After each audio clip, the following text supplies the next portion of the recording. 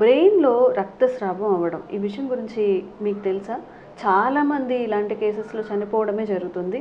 But అసలు ఆ రక్తస్రావం అనేది ఎందుకు జరుగుతుంది? కారణాలు ఏమై ఉంటాయి? మనం దాన్ని ఎలా గుర్తించాలి? ఈ విషయాలన్నీ మాట్లాడదాము. నమస్తే సార్. నమస్తే. చాలా రేర్‌గా వచ్చేదని చెప్పుకోవచ్చు సార్. ఈ బ్రెయిన్‌లో రక్తస్రావం అనేది అసలు ఎందుకు జరుగుతుంది? హై బ్లడ్ ప్రెషరా? లేకపోతే ఏమైనా మానసిక ఒత్తిడా? ఎందుకు కలుగుతుంది సార్ అది? బ్రెయిన్‌లో రక్తస్రావం అన్నది దానికి ఆంగ్లంలో బ్రెయిన్ హెమరేజ్ అంటారు. నిజానికి ఫస్ట్ తెలియాల్సింది ఏంటంటే బ్రెయిన్ హెమరేజ్లో రకాలు ఉన్నాయి. మెదడు పైన, మెదడు ఉపరితలం మీద, మెదడు లోపల ఎక్కడ ఉంది అన్న దాన్ని బట్టి కూడా ఉంటుంది. ఉదాహరణకి బ్రెయిన్ పైన వచ్చిన దాన్ని సబ్ జ్యూరల్ హెమటోమా అంటాం. బ్రెయిన్ ఉపరితలంలో కొంచెం కొంచెం చిన్నంగా ఉండేదానిని సబ్ ఎరక్నాయిడ్ హెమరేజ్ అంటారు. మెదడు లోపల వచ్చిన దాన్ని ఇంట్రా సెరిబ్రల్ హెమటోమా అంటారు. దీని కారణాలు వైద్య విధానాలు మారుతూ ఉంటాయి. ఒకటి అన్నిటికంటే ముఖ్యమైన కామన్ ఏంటంటే యాక్సిడెంట్ అయితే ఎవరికైనా తలకి దెబ్బ తగిలింది అనుకోండి, బ్రెయిన్లో హెమరేజ్ వస్తుంది. అదే అన్నిటికంటే కామన్ సబ్ ఎరక్నాయిడ్ హెమరేజ్.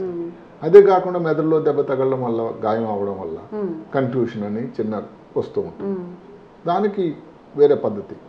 మనం ఈరోజు బ్రెయిన్ హెమరేజ్ మాట్లాడుకున్నది ఏమిటంటే వయసులో ఏ వయసులో వచ్చింది, వాళ్ళకి బీపీ ఉందా, షుగర్ ఉందా, మద్యం సేవించడం అలవాటు ఏమైనా ఉందా, ఇంకేదైనా కారణాలు ఉన్నాయా, స్త్రీల పురుషుల, ఇలాంటి విషయాల మీద మనం దృష్టి పెట్టుకున్నాం. ఈ మధ్యకాలంలోనే మా ఊరు నుంచి చాలా దూరం ప్రయాణం చేసి 16 సంవత్సరాలుగా ఒకరు 16 సంవత్సరాలు అంతే బ్రెయిన్లో హెమరేజ్. చిన్న వాళ్ళ కూడా వస్తుందా? అదే కదా గ్రహించాల్సింది ఏమిటంటే 30 రోజుల ప్రాయంలో సడన్గా కాలు చేయ వీక్ అయిపోవడం, అక్కడే పరీక్ష చేయగా బ్రెయిన్లో హెమరేజ్ వచ్చింది. తర్వాత మళ్ళీ 2017లో ఇంకొక హెమరేజ్ వచ్చింది. చివరికి 2025కి పూర్తిగా కాలు చేయ పని చేయక పరిస్థితుల్లో ఇంకా తప్పదు అని హైదరాబాద్ రావడం.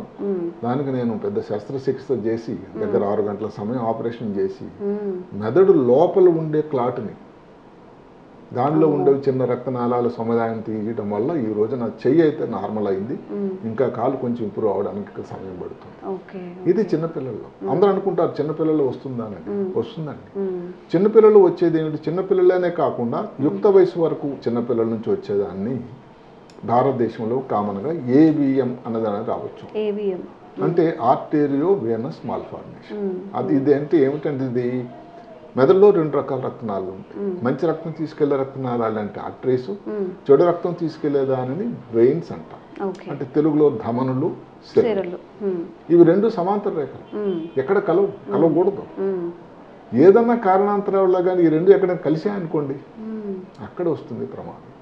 అలాంటి జరుగుతున్న కలయిక వల్ల వచ్చేదాన్ని ఆర్టేరియో అంటే ధమనులు, వేనస్ అంటే సిరలు, మాల్ఫార్మేషన్ పుట్టినప్పటి నుంచి వచ్చేటువంటి ఒక తేడా.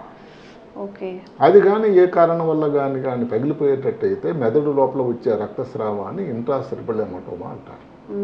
ఇది చిన్న వయసులో భారతదేశంలో జనరల్గా 40 సంవత్సరాల వరకు, అయినా 16-15 సంవత్సరాలప్పుడు మెదడులో ఆపరేషన్ చేయడం అనేది కొంచెం తక్కువ అని చెప్పాలి.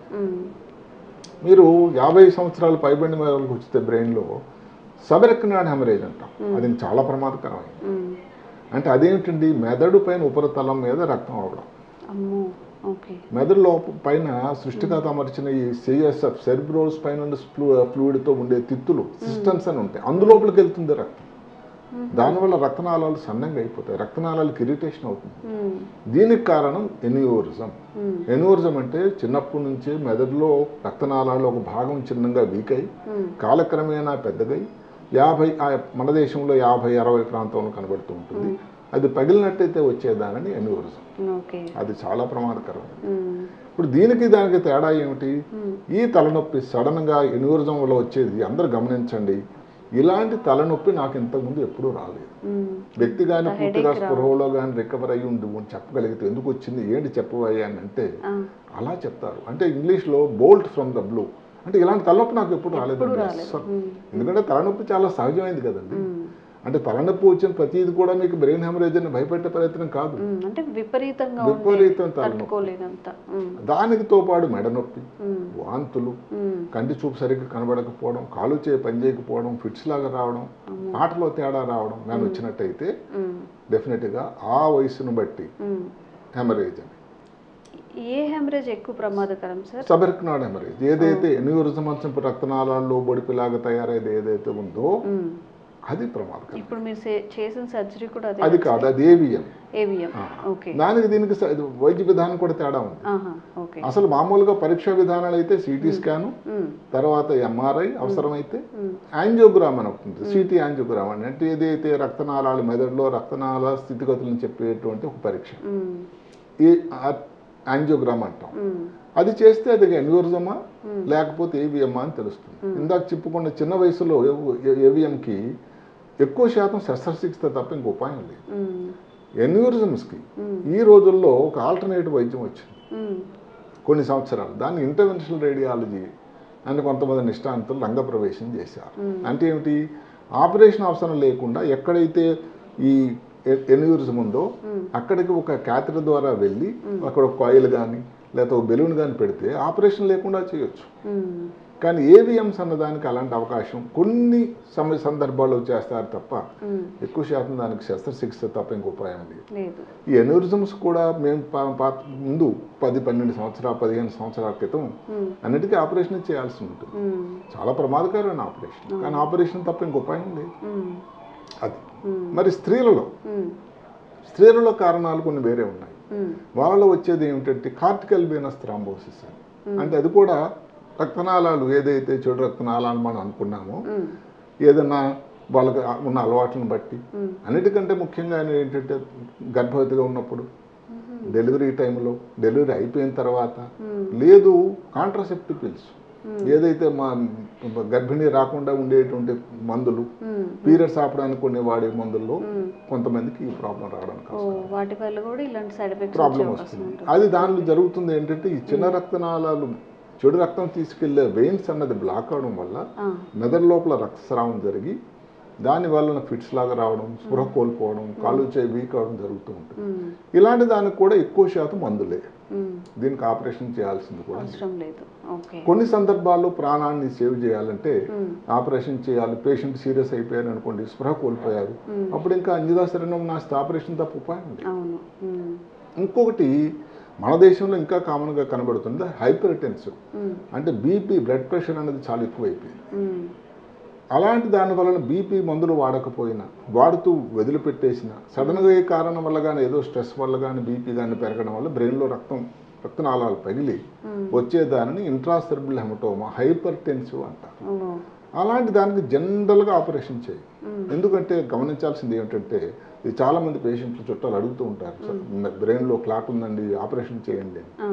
గమనించండి, మెదడులో ఆపరేషన్ అన్నది ఒకటి క్లిష్టమైంది, రెండోది బ్లడ్ ప్రెషర్ వల్ల వచ్చే క్లాట్ మిగతా క్లాట్ కన్నా తేడా.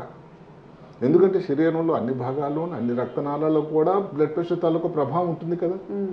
సరిగదా క్లాట్ తీసేసి మనం బీపీ అయితే తీయలేము, బీపీ జీవితాంతం ఉంటుంది సృష్టికర్త పిలిచినంత వరకు. అందువల్ల మళ్ళీ తయారు అవకాశం ఉంది.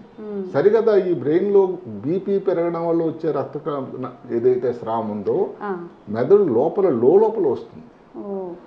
దానివల్ల నా కాలు చెయ్య వీక్ అయిపోవడం, మాట పడిపోవడం, ఎడం పక్కనే వచ్చింది అనుకోండి, మాట ఉండదు, ఇంకా కాలు చేయి పని చేయదు.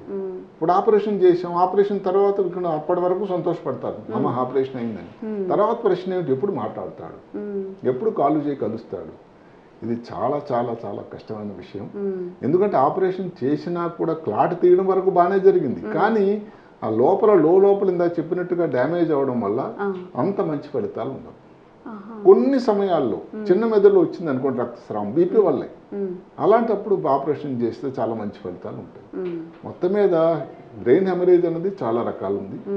స్త్రీలలోనా, పురుషుల్లోనా, ఏ వయసు వాళ్ళలో, యాక్సిడెంట్ వలన, పిల్లల్లోనా అని ఏదైనా కానీ దానికి చాలా చాలా అబ్జర్వేషన్ చాలా ముఖ్యం. డాక్టర్ తాలూకా పర్యవేక్షణ, దానికి వైద్యం టెస్టులు చేయించి అవసరమైన వైద్యం చేయించడం అనేది చాలా ముఖ్యం. ఇందాక ఆ అబ్బాయి ఉదాహరణలాగే 3 సార్లు వచ్చిందంటే 16 సంవత్సరాల ప్రాయంలో 3 సార్లు బ్రెయిన్లో హెమరేజ్ వస్తే బ్రెయిన్ ఎంత డ్యామేజ్ అవుతుంది.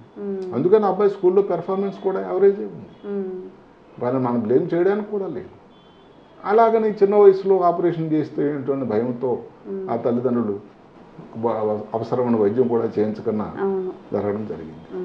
ఓకే, ఇప్పుడు మీరు చెప్పినట్టు స్టార్టింగ్లో యాక్సిడెంట్ అవ్వడం వల్ల రావచ్చు. ఒక రకం ఆడవాళ్ళలో అయితే కొన్ని కార్డియో చిన్న కార్టికల్ సో ఇలా రావచ్చు. ఇంకేమైనా స్పెషల్ కేసెస్ ఉంటాయి సార్? ఇప్పుడు హై బ్లడ్ ప్రెషర్ వల్ల అది చెప్పాము, హైపర్ టెన్షన్ ఉంటామని చెప్పుకున్నాం. ఇంకా కొన్ని ఈ మధ్య కాలంలో ఈ రక్తం పల్చగా చేయడానికి అంటే స్ట్రోక్ వచ్చింది, లేకపోతే ముందు జాగ్రత్తగా కొన్ని అలాంటి వాటికి, లేకపోతే హార్ట్ అటాక్ వచ్చింది, ఇక ఎకోస్ప్రిన్ క్లోపిడోగ్రిల్ అని మందులు వాడుతూ ఉన్నారు, యాంటీ ప్లేట్లెట్ మెడిసిన్. అది రక్తం పల్చగా చేయడం ఉపయోగపడుతుంది, కానీ దానివల్ల కూడా కొంతమంది బ్రెయిన్లో రక్తస్రావం వాడుతూ ఉంటారు. అదే కాకుండా గుండెలో రక్తం కవాటాలు ఏవో తేడా వచ్చింది, దాని కవాటాలు మార్పిడి జరిగింది, వాల్వ్ రీప్లేస్మెంట్, దానికి కొన్ని జీవితాంతం మందులు వాడాల్సి ఉంటుంది, యాంటీ కోగులేట్స్ అంటాం. వాళ్ళకు కూడా చిన్న దెబ్బ తగిలినా కూడా బ్రెయిన్లో రక్తస్రావం రావచ్చు. అదే కాకుండా ఏదైనా క్యాన్సర్, బ్లడ్ క్యాన్సర్ ఈ మధ్యన బాగా పేరు వినబడుతూ ఉంటుంది, దానిలో కూడా వాళ్ళకి బ్లీడింగ్ టెండెన్సీ ఎక్కువ ఉంటుంది, దానివల్ల కూడా బ్లడ్లో రావచ్చు. అలాగే రకరకాల కారణాలు ఉన్నాయి. ఏదైనా క్యాన్సర్ దానివల్ల కూడా బ్రెయిన్లో క్లాట్ రావచ్చు. అవి కంపారిటివ్గా తక్కువ. మనం ఎక్కువగా దృష్టి పెట్టాల్సింది ఏమిటంటే హైపర్ టెన్షన్ వల్ల వచ్చేది, లేడీస్లో వచ్చే కార్టికల్ వెన్స్ థ్రాంబోసిస్, చిన్న వయసులో వచ్చేటువంటి ఏబిఎమ్స్ కానీ, పెద్ద వయసులో వచ్చే ఆర్టీఎన్ స్మాల్ ఫర్ ఎన్విరాన్సెస్ కానీ మనం దాని మీద దృష్టి పెట్టాల్సి ఉంటుంది. Thank you sir. Right. And please subscribe to iDream. For more videos, subscribe to iDream. Please like, share and subscribe to the channel. Congratulations, iDream. Subscribe to iDream. Subscribe to iDream. So subscribe to iDream Media. iDream ki iDream team andarki huge congratulations. Please subscribe iDream Media. Please subscribe to iDream. Subscribe iDream. Please subscribe to iDream. iDream అంటే నా కళల channel subscribe చేసుకున్న నోరు తిరుగుతలేదు, మీరైతే గంట గుర్తు కొట్టండి. For more such videos, please subscribe to iDream. Subscribe to iDream. Please subscribe to iDream. Please subscribe iDream Media. Please do subscribe to iDream. Please subscribe to iDream Media. For best entertainment and information, please subscribe iDream. And don't forget to subscribe to